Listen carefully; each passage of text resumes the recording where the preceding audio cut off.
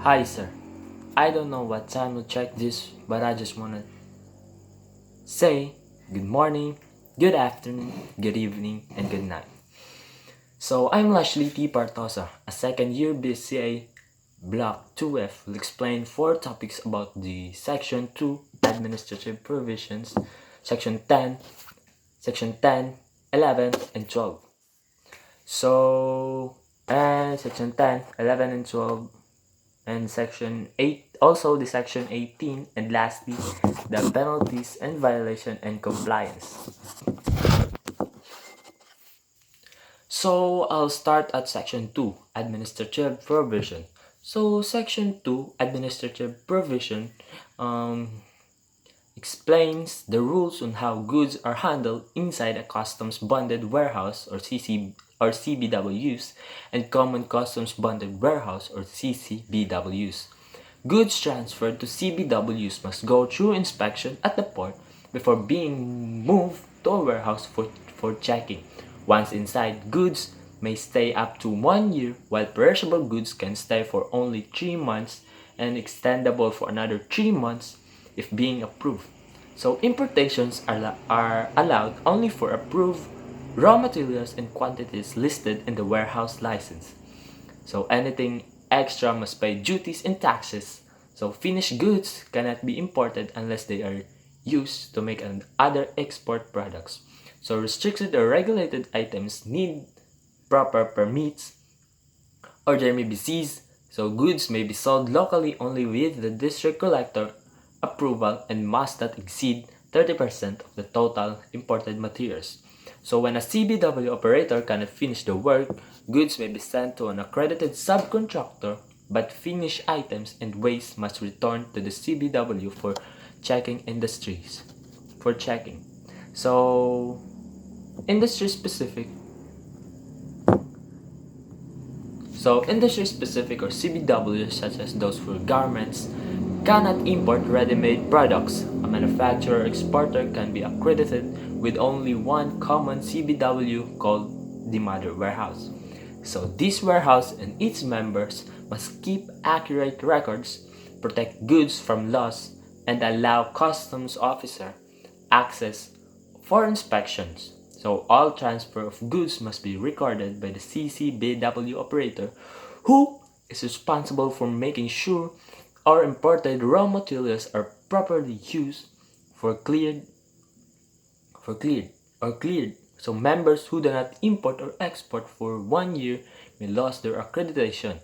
So transfers or sales between accredited members are allowed but do not reset the original storage period. And semi-finished products may be transferred tax-free within the same CCBW if used for further processing or export. However, second transfer among members are not allowed, and transfer or sales must have the district collector approval. So both the CCBW operator and its accredited member share the duty of reporting and clearing imported goods and are equally responsible for any violations or issues.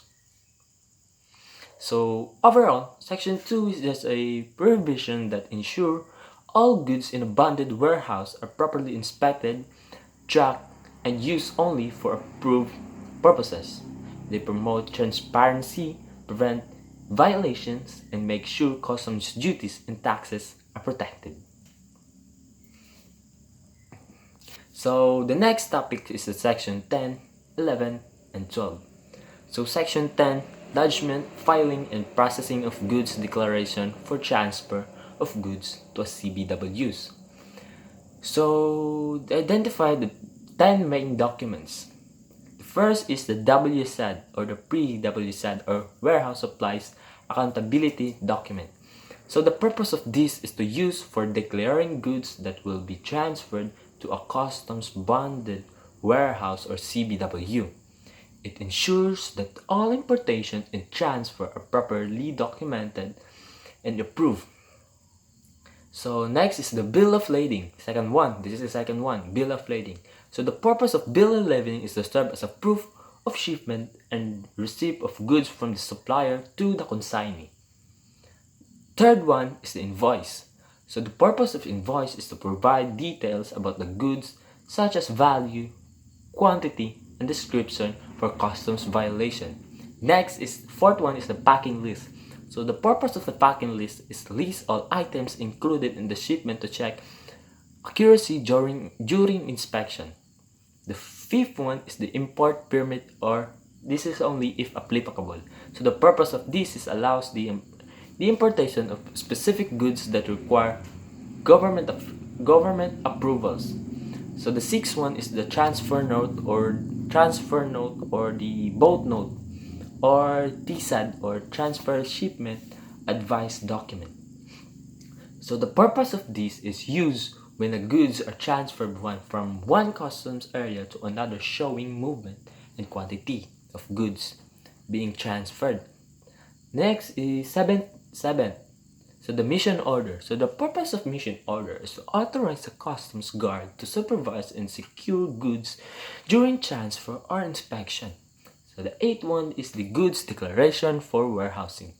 So the purpose of this is to file when goods are imported for storage in a CBW.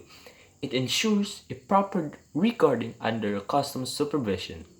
The ninth one is the goods declaration for consumption. So the purpose of this is to file if imported goods will not be warehoused but instead released for local use or sale. The 10th one, or the last one, is Entry Processing Unit or EPU report. So the purpose of this is to confirm that all documents for the goods declaration are complete and verified. Next is the section 11. So the section 11, there are documents. This is the documents that being used or referenced. First is the bill of entry or BOE. So the purpose of this is the main customs declaration documents used for importing goods into a country or zone. It provides details about the goods being imported, like value, description, quantity, HS and code, and etc. So customs can access duties, taxes, and import compliance. Second one is the export declaration form or the EDF. So purpose, so used so this is used when exporting goods from the free zone or local market. So it declares the goods being exported and ensures they meet customs export control requirements. Third one is the Goods Transfer Note or GTN. So the purpose of this is to use for the movement or transfer of goods between bonded areas, a free zone warehouse, or manufacturing units within the zone. So this helps customs track goods moving under suspension of duties, taxes. So commercial invoice. So the purpose, this is the I think fourth one. So the purpose of this is to serve as a legal sale document from the seller to the buyer. So detailing the goods, their value and payment are terms used for customs validation and duty calculation. So the packing list. This is fifth, I think. So the packing list is the list of the contents of packaging details and quantities of each shipment.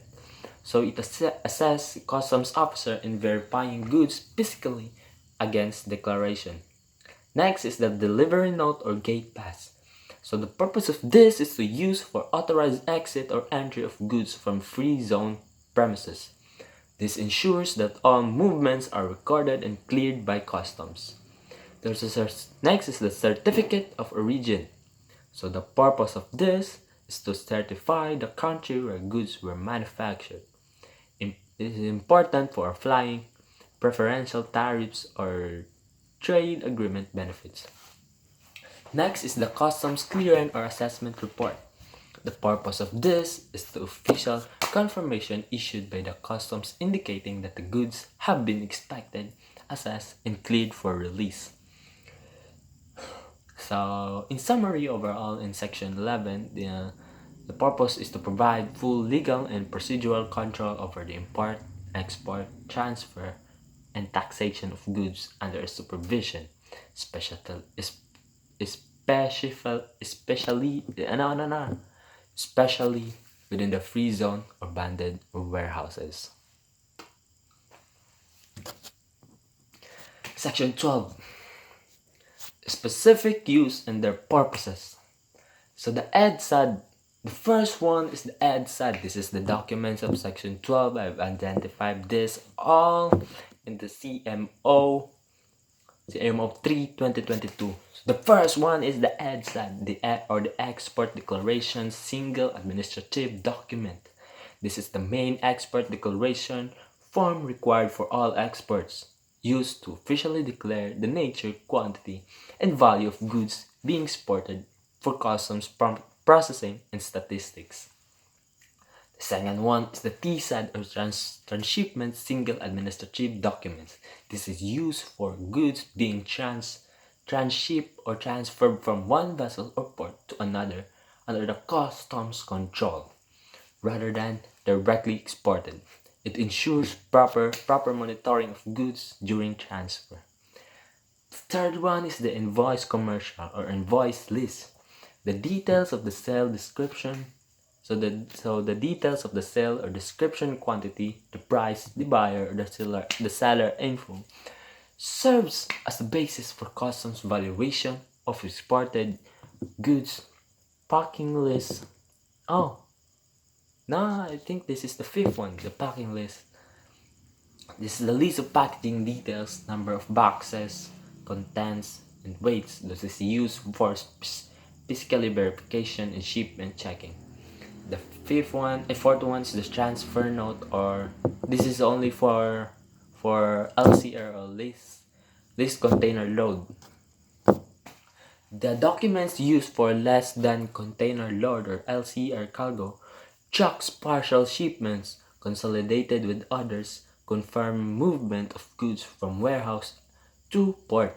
So exports, commodity clearance or license or permit required for goods that are regulated or controlled. Example ani kay like chemicals, food, and electronics. The next is the e-track or the electronic tracking of containerized cargo system or digital system.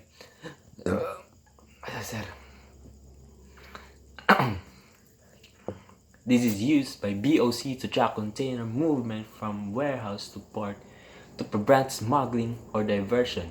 It requires tagging, arming, and disarming procedures.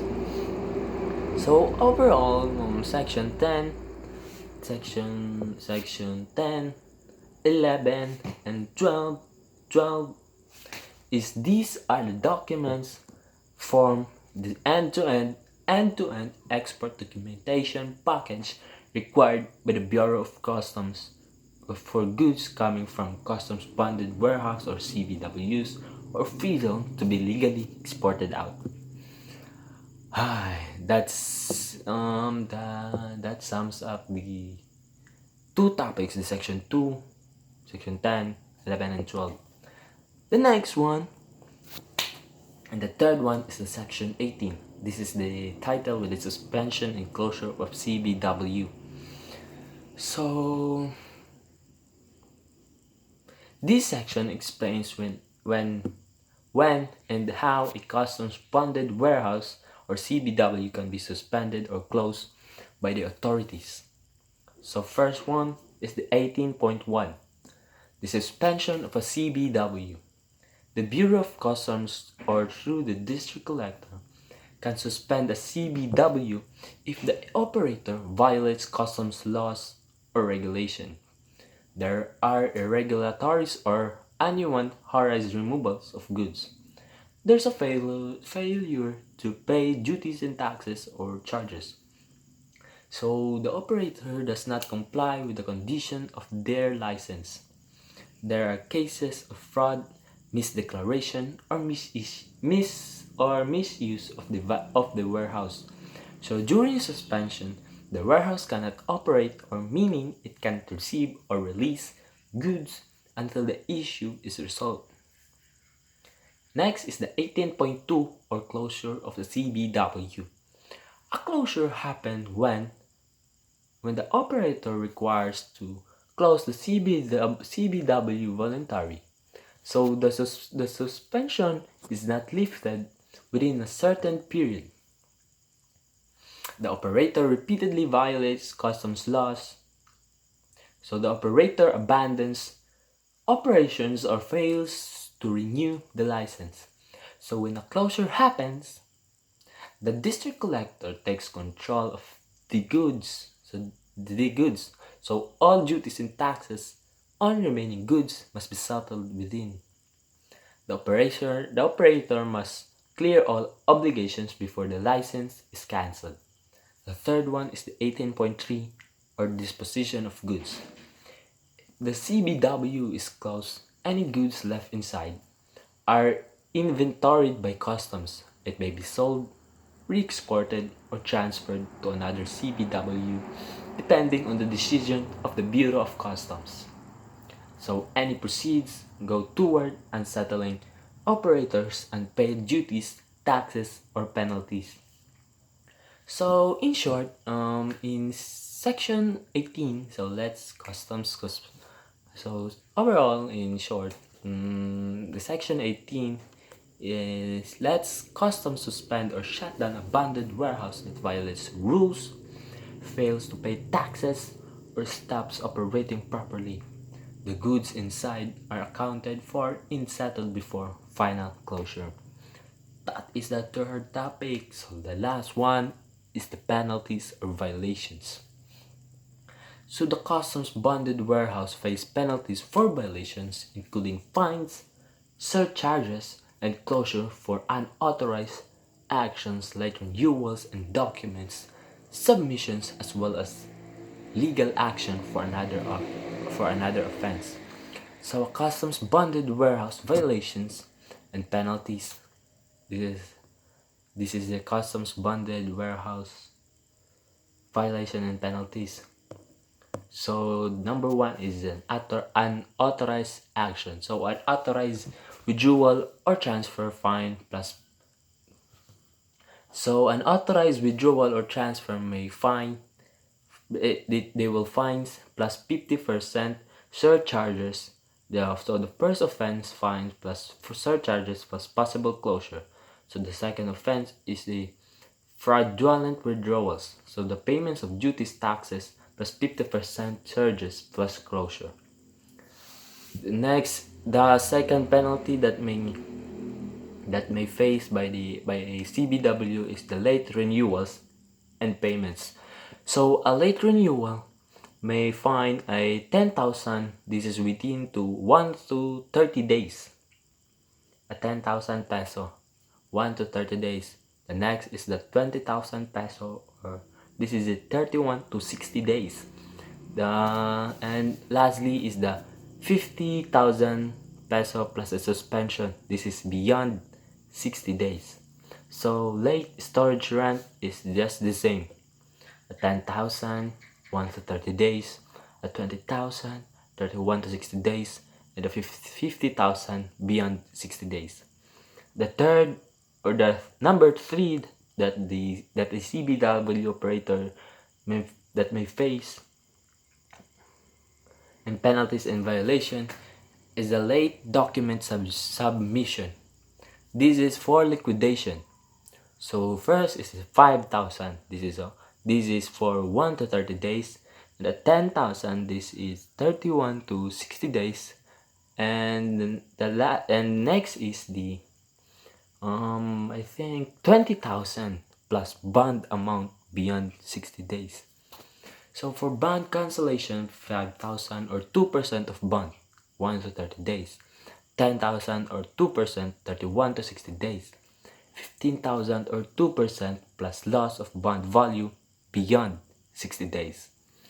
And the fourth one is the other. This is the other like masubrang offenses, like unlawful removal or no payment of duties and taxes and other violations are punishable under the CMTA with fines, penalties, and possible legal action. So overall, in conclusion, I have outlined the key aspects of section 2, 10, 11, 12, and 18 as well as the penalties, violation, and compliance related to administrative provisions. So, thank you for your attention, and I hope this explanation has provided clarity on these important topics. Thanks, sir.